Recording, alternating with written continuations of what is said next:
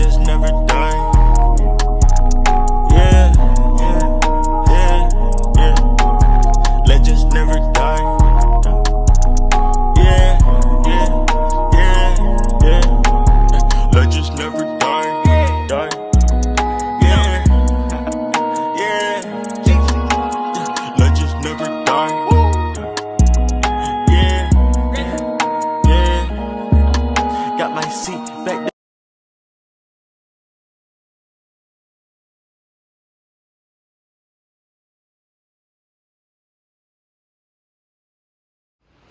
Hello, welcome to the first episode of SiriusPowerGarage. My name is Eddie. Today we're gonna have a very special guest from Kissimmee, Florida. You know, he's from the channel Legion Elite Motorsports. This is my friend Isaiah right here. How you doing, Isaiah? Hey, pretty good. Thank you for having me. So I invited Isaiah today to check out my shop and to hang out a little bit and talk a little bit about DSMs and Mitsubishis and what we like to do. So Isaiah, tell me how you got into the whole Mitsubishi, game and stuff. Well, I actually been in Mitsubishi for a long time. Actually got into it while I was in high school. I remember my mom had one back in the day, and I loved it. It was actually a '94 Galant or whatever. It was an LS, pretty nice. And I didn't know much about cars then, but being in that car kind of led me to Mitsubishi. So I was like, yo, I gotta know more, So I kind of took it from there, and then I ended up jumping in head first, And man, I love it. That's way awesome. better. So you want to tell the viewers over here what kind of Mitsubishi you own? Yes, I actually have a couple of them. I have 1988 Mitsubishi Starion. This is where you can add a picture over here. And then I have a 2001 Mitsubishi Mirage. And then I have a 1993 3000 GT VR4. Then I have a 2007 Mitsubishi Galant Rally Art. Then I have a 1998 Mitsubishi Galant ES. And I think that's about it. I might have missed a couple, but yeah. Well, for the viewers that don't know what cars I have, I'm going to introduce you to my projects. This car right here is a 1995 Eagle Talon. I named this car Vegeta because, I like anime and stuff like that. So I tried to make this car as much as Vegeta as I could, with the yellow paint, blue hoses, and all kind of stuff. This car is actually a TSI. It's an all-wheel drive model. The motor is a 4G63. This one in particular is actually a 4G64 block with 4G63 head. So it's what we call a stroker. We got a Hyundai back cover and some Hyundai goodies in there, which we'll be talking later on in the future. This car over here, this is a 1995 Mitsubishi Eclipse GSX. It's a project car right now. It's all apart. It needs a motor. We're gonna be working on this in the future too. This is my shop. My shop name is SiriusPowerGarage. And yes, that's what we do. We specialize in Mitsubishi, 4G63s, Evos, you name it. I work on Hondas, Toyotas. As long as JDM, I can work on it. 4G63s and 4G64s. We work on Hondas too. We got little single cam Hondas and transmissions and whatever, So I'm here to start my own business. I'm actually starting my own business, and I want to bring it out there, for everybody. If anybody needs, anything about DSM, Evos, or anything 4G63 related, I'm here to help. So is Isaiah. Isaiah got his own channel too, Legion Elite Motorsports. He's very educational. Like he explains a lot of stuff in his videos, like technical stuff and all that. He also works on his Starion and things of that nature. Yeah. But yeah, I really like your shop. I think that these projects are going to be a huge hit, especially this one. I'm pretty sure this one will get up before that one. But the plan with it, I'm hoping you do a lot of meets, track events, stuff like that, just to kind of get yourself out there and really get your name out there. That's like the #1 way to do it. Me personally, I haven't done it yet because my cars aren't ready, but we're gonna be there soon. Okay. But yeah, so in general, you know, for new viewers and people who are not too keen on Mitsubishi's period, I think it'll probably be better for them to understand kind of what you have going on here. So when you say stroker, what does that mean? Is it like a kit that you buy or an engine that you get? A stroker is what some people call a Frankenstein motor. It's when you get a 2.4 liter block and you put a 2.0 liter head on the block. And then you make all those components work, making a stroker. The word stroker comes from the 2.4 block having more stroke on the crank. Like an example, a 4G63 has an 88 millimeter crank. The 4G64, which is the 2.4, will have a 100 millimeter crank. So that's what makes the motor a stroker, producing more power and more torque on early RPMs than you will on a regular motor. For an example, like you could be making, let's say, this is just a number, like 400 horsepower on a 4G63 at 6,500 on a stroker, you'll be making it like a 48. So, you know, so it's just, I like that. You know, a lot of people don't like strokers because, you know, like I'm a person that I like to rev high. I like to take my car to like 9,000 on a stroker. It's not good to do that. So, that makes sense. You know, it depends on the person and what they like. No replacement for displacement, I always say, but with a turbo will be a good supplement. So I like this. So this is a 2.4 liter, which gives you more torque. So on a dyno, if you do a 4G63, you're looking at, like, let's say, same example, 400 horsepower. Your torque numbers will be 310, give or take. Yep. But with the 2.4 liter, it's almost the same, like 400 and 400. Yes, it's almost, it's very close.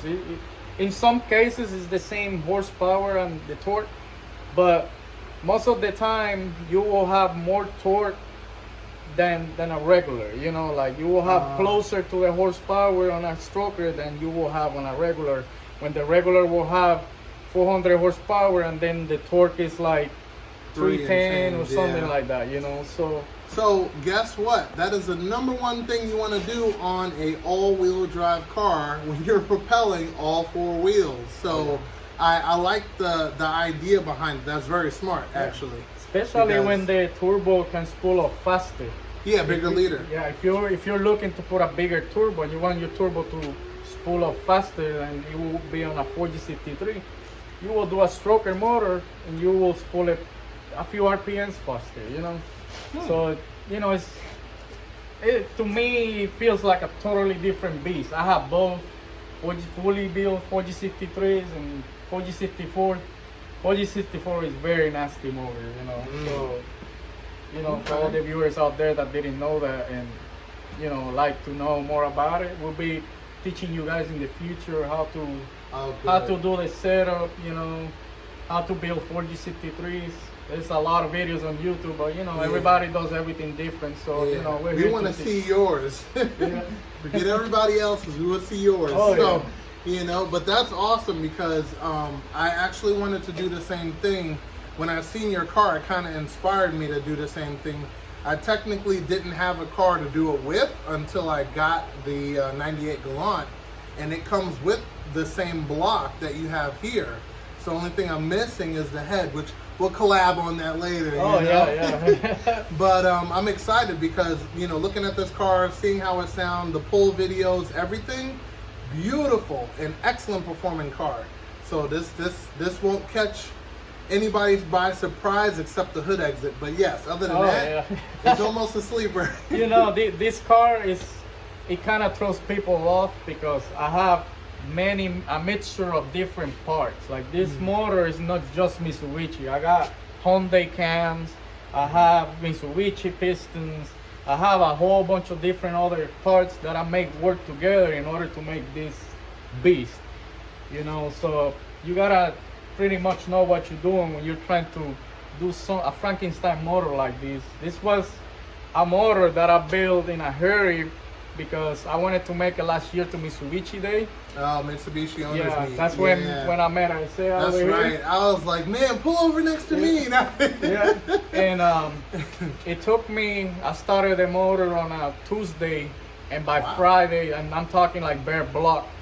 Wow. You know, Friday we started the car. Saturday was Mitsubishi Day. I was hoping, hey, I really hope that everything works out. The car won't break.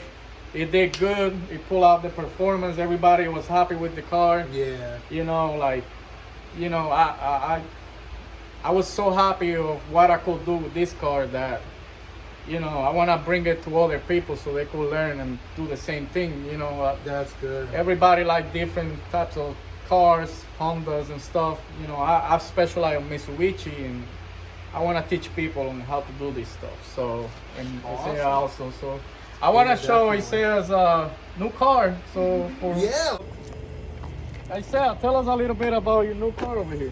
Okay, so I picked up this car for a bargain. Actually, got it from the original owner.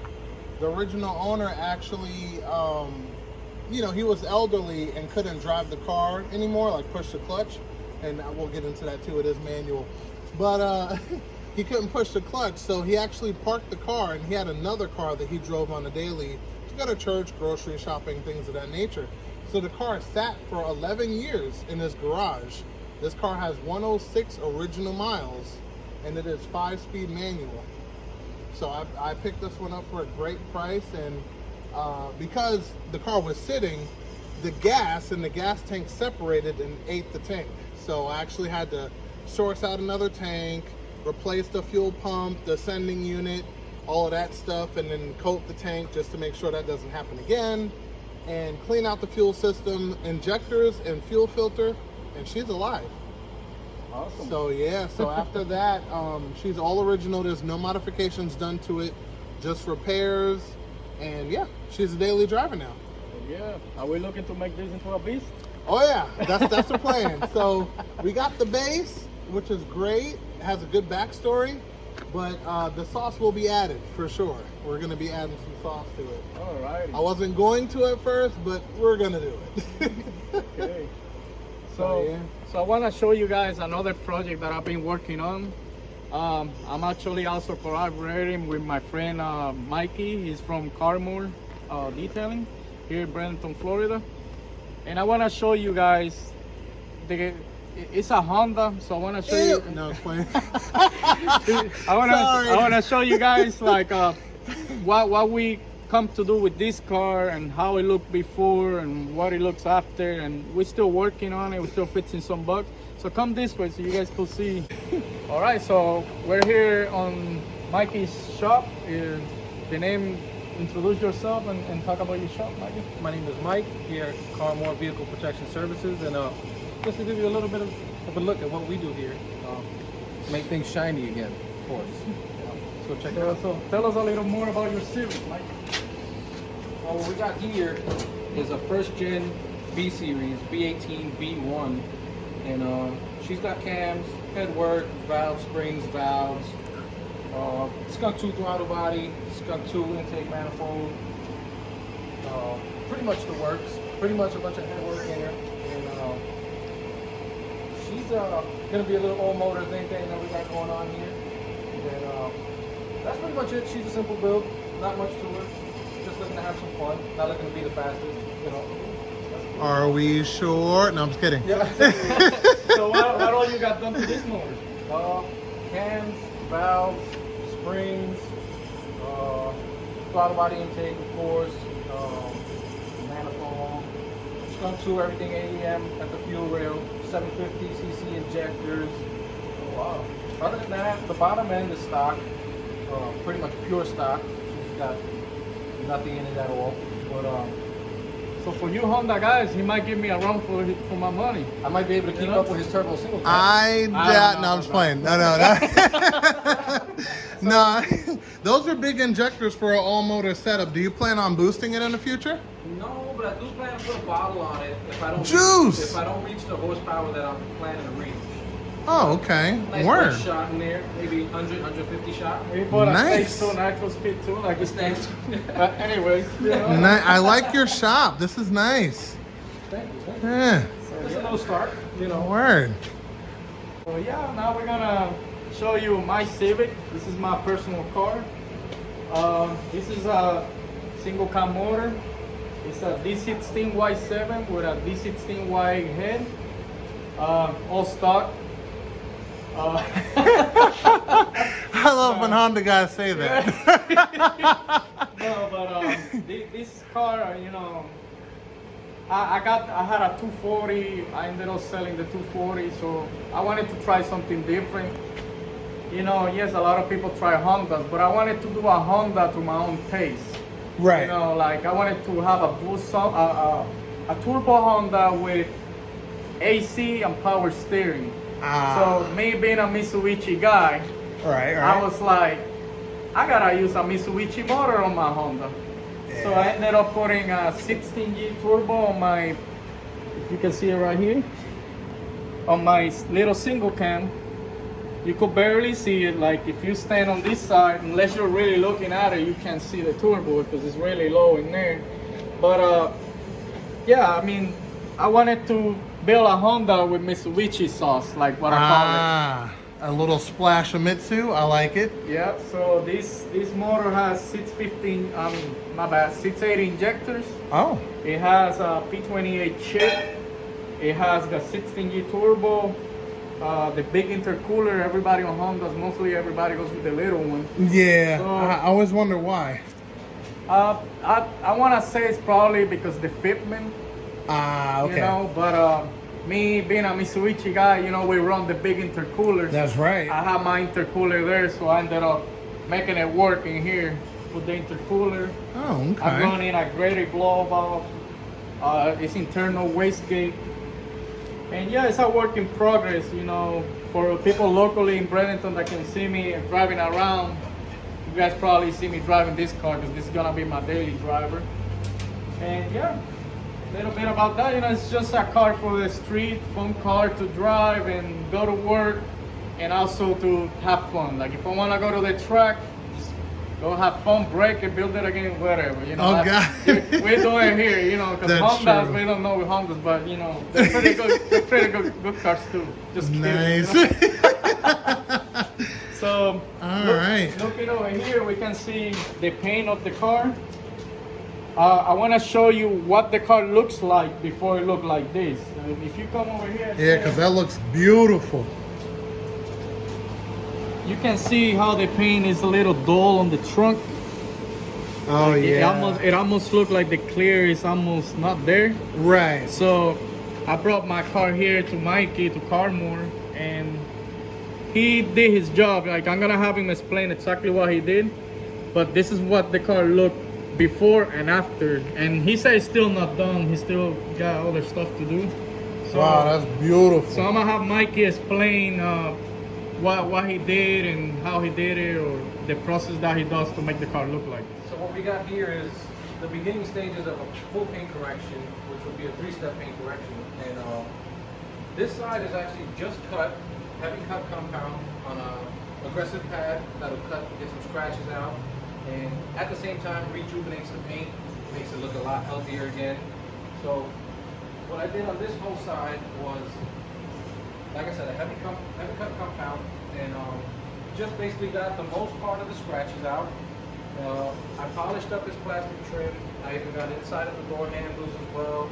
I basically ran this whole side, mirrors, even polished up the windows and the rubbers and plastics and stuff.